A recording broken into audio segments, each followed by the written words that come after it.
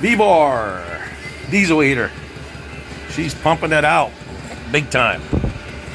This is the best location for it, right there by the door.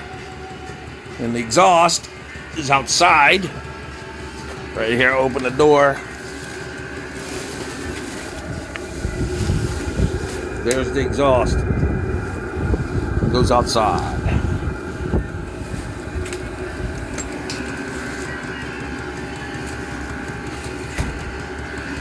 So that's that. Okay, 2-car garage.